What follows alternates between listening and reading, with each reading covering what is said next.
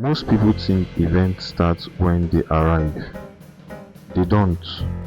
They start the moment you decide how you're going to show up.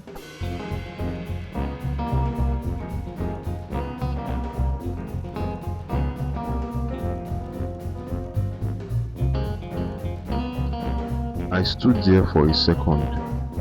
Black tie or navy blue. Small choice, but it sets the tone. I went with navy blue.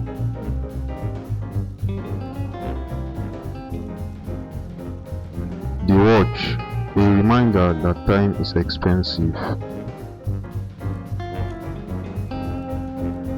When you look ready, you feel ready. And when you feel ready, you execute differently.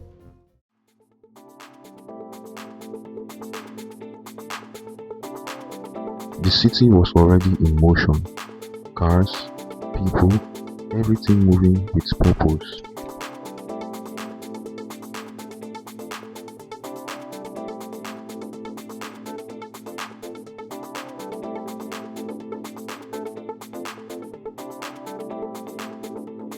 Every turn, every stretch of road felt like I was getting closer to more than just a location. I was getting closer to a different level. Sometimes it's not about how far the journey is, it's about what's waiting at the end of it.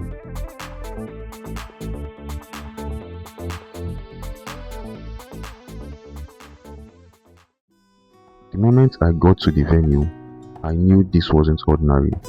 Outside wasn't just a crowd, it was a decision. Thousands of young people who chose growth over comfort that morning. Over 3,000 delegates, 15 countries, one location, Abuja. Before I even stepped inside, conversations had already started. Quick introductions, shared energy, instant alignment. That's all it takes in spaces like this. Because when people are serious, you don't need history to recognize it. I was already moving, connections being made, contacts exchanged. Because networking doesn't start on stage, it starts at the gates.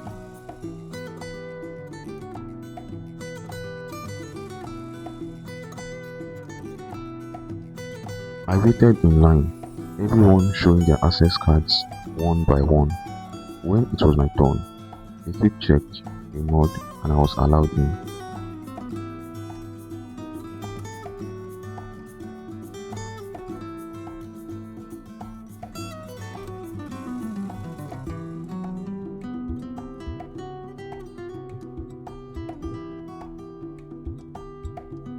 Nothing really prepares you for that first step inside. The lights, the chandeliers, and then the people. Rows upon rows of focused, sharp, intentional individuals. Not a seat wasted, not a presence that doesn't count. This is what it looks like when a generation decides to show up for itself.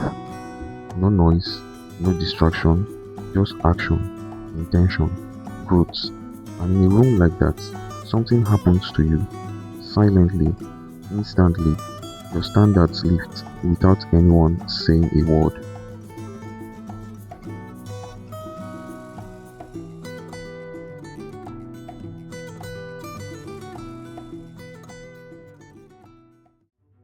Dr. Jennifer Joel opened the convention, and the thought that crossed my mind as he stepped on stage was, this man chose to be here.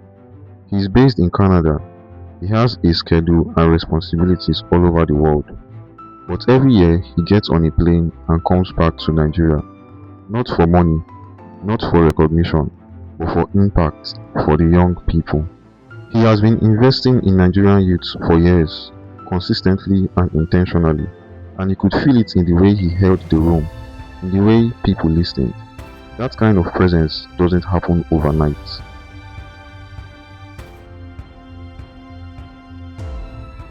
Then Dr. Cosmos Maduka stood up, and the energy shifted. Forbes called him the man who turned $1 into $500 million. But I need you to hear where he started, because the number means nothing without the story behind it.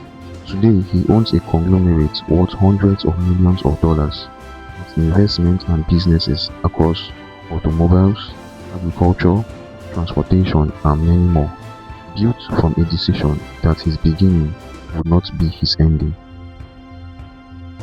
Mrs. Choma Ifeanyi Eze came with 11 secrets on sales and marketing. Practical, sharp, no wasted words. Dr. Linus Okorie shared about leadership and how you can achieve great things if you have vision and take bold steps. Paul Owanibe spoke about something most people avoid: real failure, the kind that costs you everything and strips things down to nothing.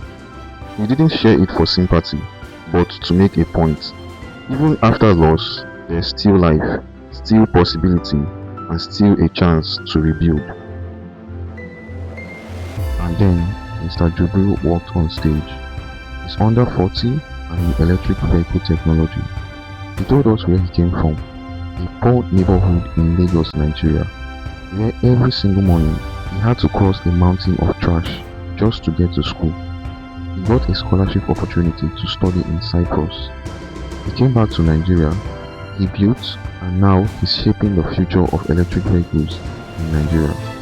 His environment was never his ceiling, and neither is yours. Then something happened that I did not see coming.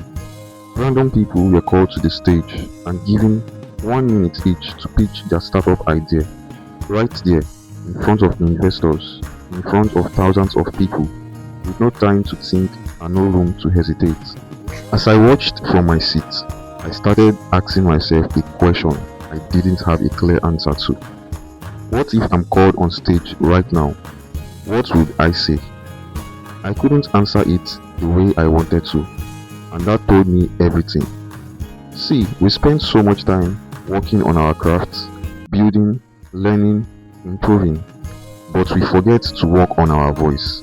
We forget to know ourselves loudly enough to say it in 60 seconds. We forget that the room doesn't always give you time to prepare. Sometimes it just opens and you either walk through it or you watch someone else do it. Before I left, I did something. I interviewed some people. I met Solomon, a business consultant, educator, and leadership development coach. He's young, articulate, and the kind of person who makes you sit up straight when they are talking.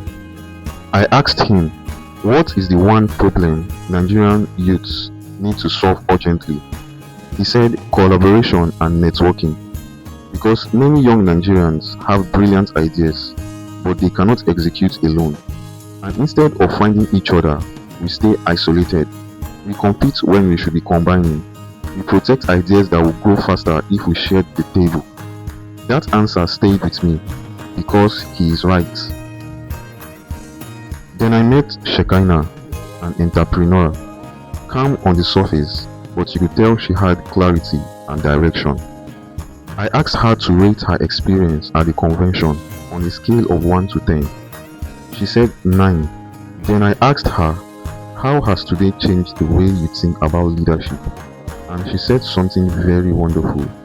She said she now sees leadership as sacrifice. Dr. JPI said it on stage. She also said a leader is not defined by a title or position. A leader is defined by vision.